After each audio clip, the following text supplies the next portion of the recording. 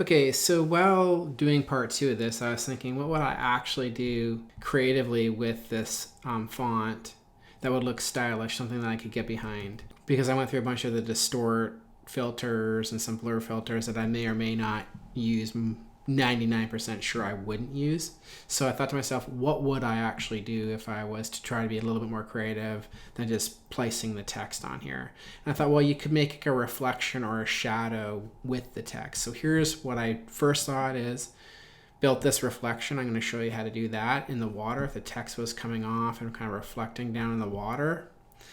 And then I thought, well, maybe there'd be a shadow. Now the light's coming this way, but I thought shadows often look cool when it's behind the text. It doesn't make sense in this with this lighting, so I probably wouldn't end up using it, but just for demo purposes, I built some shadows coming off of the text from behind it, and I'm going to show you those techniques. Now, this would not really make sense because the light's coming this way and the shadows need to be coming off this way, but I do find shadows falling off a text behind the text to be an effective design strategy.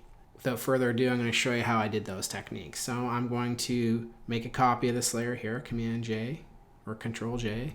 I'm going to leave this text up here, and then I'm just going to go here to the move tool, hit the down arrow because sometimes it's easier to hit the down arrow and move that below. Okay, so this is option number one. Let's make a copy of this quick. I'm going to turn that off. I'm going to work on this one right here. So I move this down, and now I need to flip it vertically and to make it optically actually make sense. So the way you do that is under Edit and Transform again.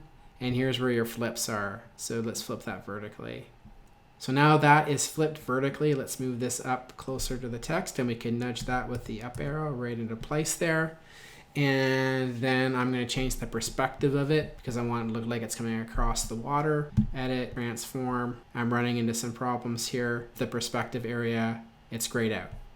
So go here, right click, convert to smart object. So convert that text layer to smart object layer, go back up to edit, transform, and now I have access to the perspective tool. It's not grayed out. Then I can just simply pull this. Don't want to go too much, it starts looking distorted. So just do it a little bit and then hit enter. I'm just gonna go and maybe like adjust it a little more with the skew and skew the sides a little bit separately. They don't go uniform. So this is looking too stretched out along the vertical axis. So I'm going to want to change and make that skinnier on the vertical. So I'm going to do that by changing the scale.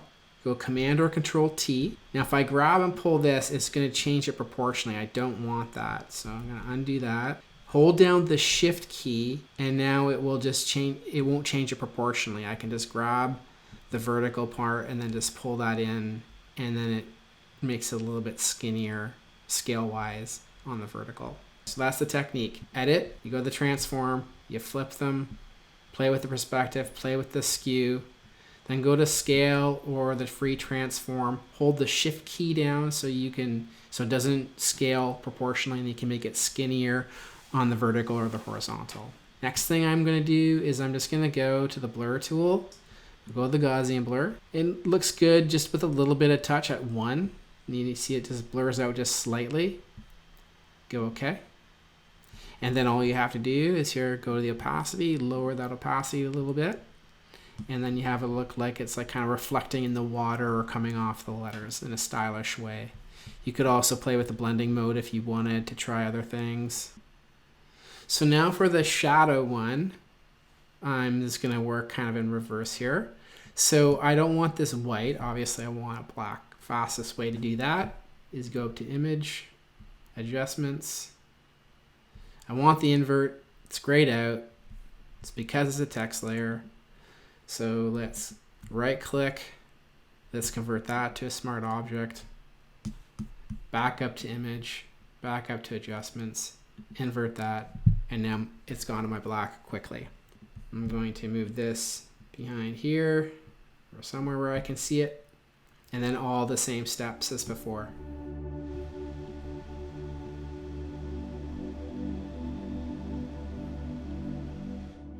I actually don't mind the fact that it's stretching because shadows get a little bit distorted, so I think that looks kind of cool. We could even distort it a little more. So if I hit Command or Control T, hold down the Shift key, and now let's make it, let's stretch it on the vertical a little bit more than we did with the reflection, and hit Enter. There we go. Let's throw the Gaussian blur on there, let's blur it off a little bit, and then we can lower the opacity a little bit more. And that's how you can create a quick shadow flying off of your text if you need to. Again, the lighting's wrong. I would label, because I'm just going to double click there, call this shadow. Naming your layers keeps you organized. It's a really good habit to get into.